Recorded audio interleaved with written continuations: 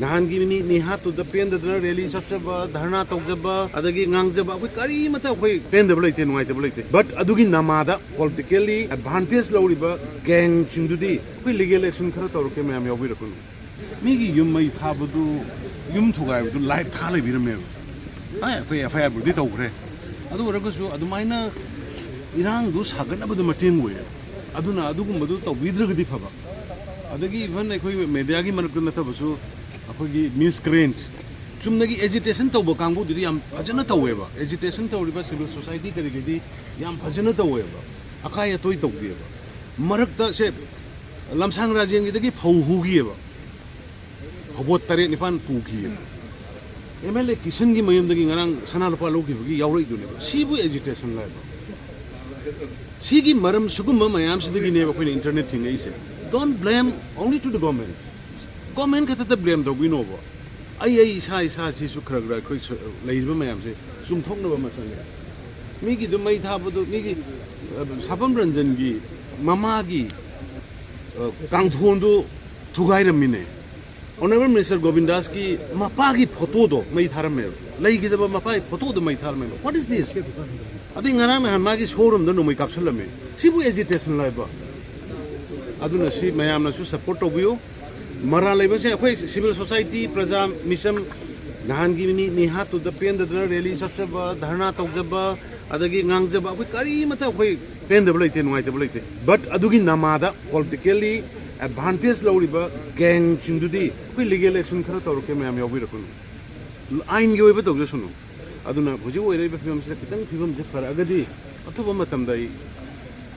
internet हांगन बगी तौजे sir मिसम demand ताबसिंग दुगी मथता सरबजी step लख तौदिरा know already अखोई मदुगी operation हुजि सु सथरी डे 1 दगी दुम मयामना हापता बिगदबसे थोखरिबा थौदोकतु बोरोबेकादा लेरिबा अखोई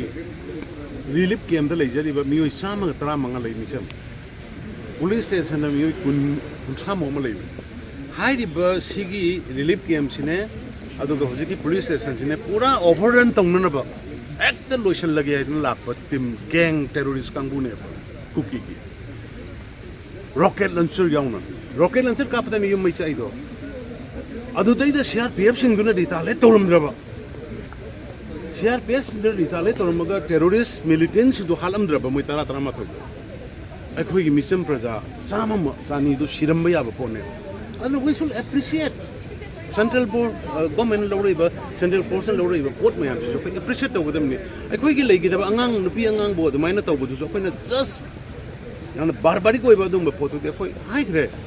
hauju hore NI na su case ma paikal ya do NI na paikal na akhoi government to miliki we are hunting them down aduna adugi mayam tawbiganu adu hoi nakal ani lan somnabri nakra so panyau nai masigi dam ka akhoi nungai to khongoi adu government की side देखिए कोई maximum best level the mission प्रजा life property करने में होने की 2005 तगी government याउदना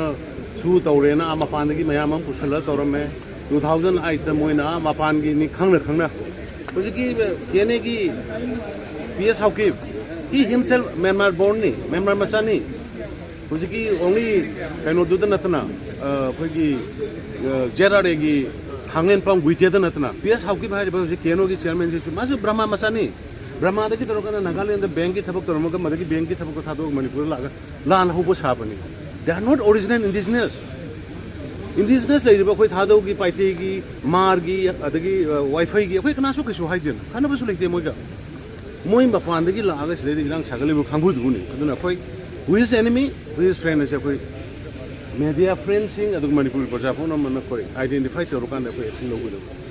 amna koi ji moi foreigner ni haibo kambu du mata koi already koi central government su moi marta inquiry to thigat palai makhata na so koi thigat halaga moi bu hamdana bhai tare foreign soil gi midi indian soil da wat to honna koi phone thank you okay